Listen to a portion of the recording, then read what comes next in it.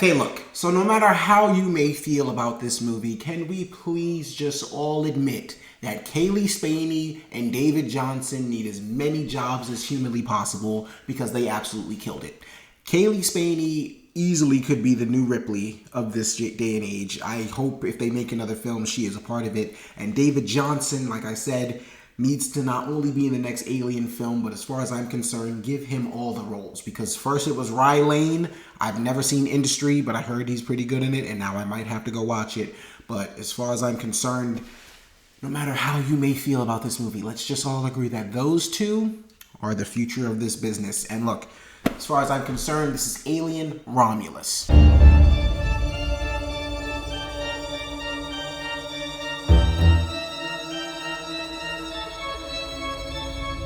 Hey guys, it's your guy in the chair here, and look, this is my review of Alien Romulus, starring Kaylee Spaney, David Johnson, Archie Renault, Isabella Mercad, hopefully I'm saying that name right, and it was directed by Fede Alvarez, and our story follows a group of kids who are trying to find their way off this colony planet because every cycle people are dying of horrible disease and it's just getting old for them, and essentially, in order to do so, in order to escape this planet, they need to board this ship that has cryo chambers and also has a bunch of xenomorphs waiting for them, and they did not know, of course, but that's basically the best way to sum this up. That's the only thing you really need to know going into this movie, that these kids are trying to find a way off their planet. They have to board this ship that has a bunch of cryo chambers, and they just happen to stumble upon an entire xenomorph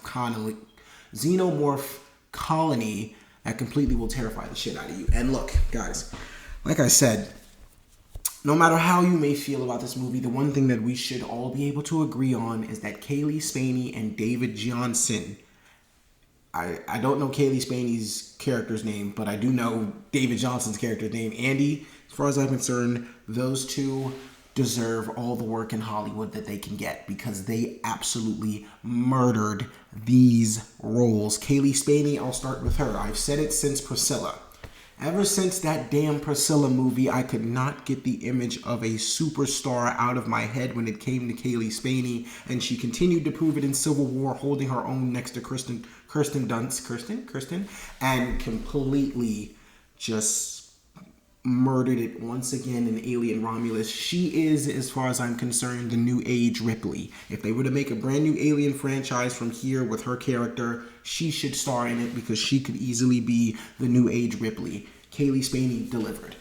But the one thing that I will say about this movie that completely took me by complete surprise was David Johnson's performance. David Johnson gave one of my favorite performances of the year as the synthetic Andy, and completely, as his character continued to evolve throughout the movie, only got better and better and better, and the more upgraded he got, the more smart he got, the more knowledgeable he got of his actual mission as a synthetic and what the company requires them to do. The movie got way more interesting, and it was really carried by the dynamic brother and sister duo aspect of Kaylee Spaney and David Johnson's characters. They completely just blew me away. I loved everything about their performances. Beyond that, I think the entire cast itself did a very good job. Isabella Mercad, hopefully I'm saying her name right, but regardless, look, I said it when Dora came out. Dora's a damn good movie. You need to watch that. I don't know how on earth to this day that movie was so funny and so good, but yes, Dora is a great one.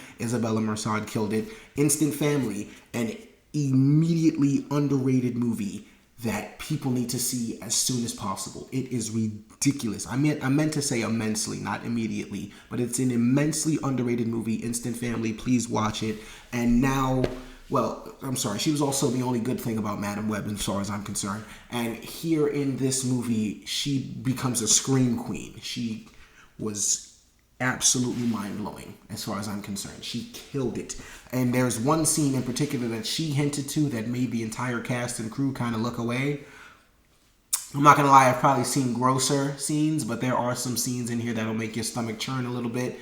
Hers happened to be most of them in the movie. But look, as far as I'm concerned, the cast and crew delivered. I do have to shout out Spike Fern, I think his name is. Yeah, Spike Fern. He played Bjorn. He was an asshole, and he played it perfectly. Hated his character, but he had all the motive in the world. That's the one thing I do have to credit Fede Alvarez for. He gave all these characters in this movie purpose. The story means something to the film itself, not necessarily to the Alien franchise, but the story that these characters carry with themselves means something to this story here, and it just makes the movie just more entertaining to watch. So shout out to the entire cast and crew, Eileen Wu as well, Archie Renault, all of them were amazing. As far as the other good things about this movie, look, when it comes to making an alien movie, meaning when it comes to all the crazy xenomorph stuff, the shooting, the blowing up of ships, the space atmospheres, everything you want from an alien movie is here. Fede Alvarez delivers perfectively.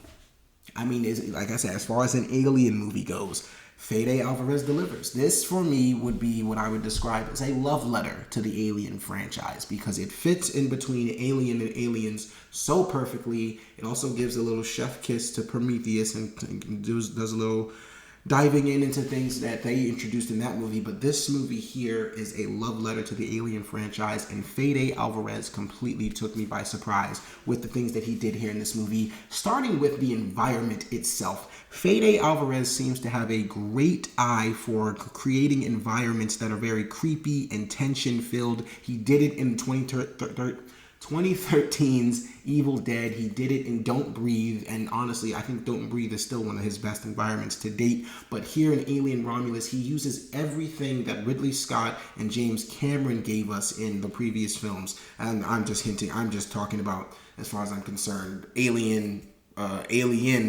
Alien Covenant, and Prometheus. He took from those films everything that the franchise has given us thus far and truly just did his damned best with this environment here, because it's a creepy ass environment. He of course uses the original tagline from the original movie, "In space nobody can hear you scream." That is the same theme in this movie here, and it's awesome. And the one thing I have to absolutely tip my cap to for Fede Alvarez, what he did here in this movie, was the build up to the xenomorph. Because look, we all know what's coming. If you are a fan of the Alien franchise, you all know what we are waiting for, the big reveal, how these xenomorphs are going to pop out. And although they have the same, I'll say, style, they never necessarily change their style up. It's just with the advancement of technology, they look more gross, they look more awesome, they look more crazy, and we just want to see what that buildup has brought us to for the practical effects. And we are always waiting for it. And the buildup to the practical effects in this movie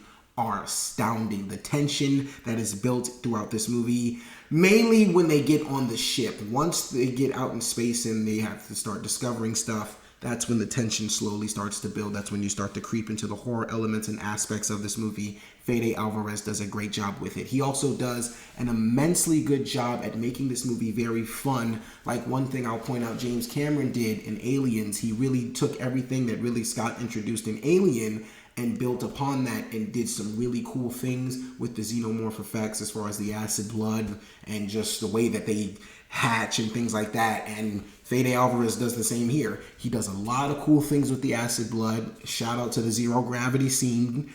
Not going to get into detail with that, but there is a zero gravity scene dealing with the acid blood. It's awesome. Shout out to the way that this guy had these aliens hatching, the way he used certain dynamics of their powers, of their tails.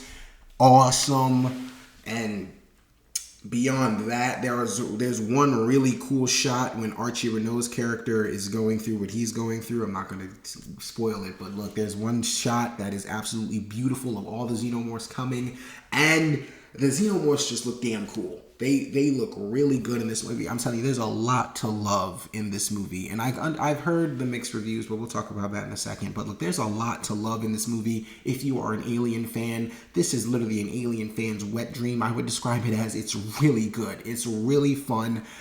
But there are things about this movie that I will say was not, I'm not necessarily going to say for me, but I'll say as far as the negative reviews that I've heard about this movie, I understand where they are coming from. And if I had to personally point out one gripe that I had about the movie, it would personally be the fact that it wasn't original. And I'll explain deeper into that in just a second. I do, however, want to talk about one more thing I loved about this movie, and that was the score. This is one of the best scores that I've heard of the year, right next to Challengers.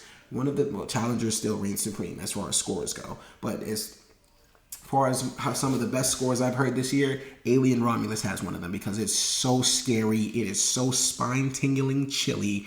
It is damn good. It's a really good score. But like I said, I'm going to talk about what I necessarily did not like about the film, and that's just the fact that it didn't really bring anything original to the Alien franchise. Now, this movie takes place, like I said, in between Alien and Aliens, so it's really just playing it very safe in that realm, and it makes a lot of bold choices. When I say it doesn't do anything original, I mean very similar to how Prometheus and Alien Covenant are. In my opinion, those movies really follow the same pattern that the previous Alien movies do, Alien and Aliens. Now, I saw Prometheus and Alien Covenant first, before I saw Alien or Aliens. Once I saw, and so watching Prometheus and Alien Covenant, while I do like those movies, I like Covenant a lot more than I do Prometheus, I saw that these movies are just following kind of a very similar pattern to the other movies, at least from what I heard, because I haven't seen them yet. But then that pattern is really just, you have a group of scientists, on a mission of discovery, trying to figure something out. They discover it, happens to be an alien life form, some crazy shit going down,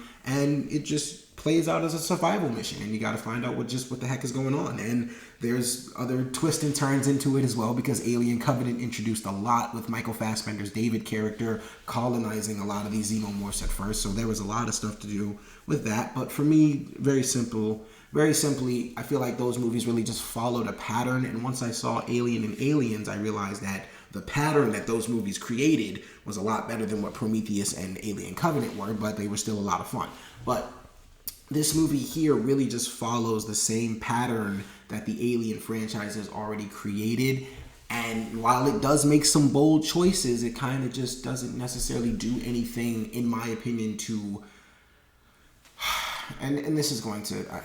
it doesn't necessarily do anything to stand out. Like I said, it makes some bold choices, especially the last 20 minutes. And we'll talk about that in a second, because I did love the last 20 minutes. But personally, story-wise, it doesn't really do anything to separate itself like Alien and Aliens did. I find this movie to be very much more similar to Covenant and Prometheus in the fact that it introduces not necessarily... Well, Covenant introduced new, and Prometheus introduced very new material, as far as Prometheus with the man-made stuff, or how the creation of man came to be and stuff like that. But basically what I mean is that this movie really relies on the nostalgia of Alien, and it relies on essentially everything Alien has already brought us, literally, in order, like, it literally relies on everything Alien has brought us thus far to make its movie and make its mark. It's just relying on all the same material we've already gotten. It's really not adding anything new, anything fresh, not really trying to stand out. It's playing it safe, which does honestly help in its benefit. Like I said, it makes a lot of bold choices, and to minorly get into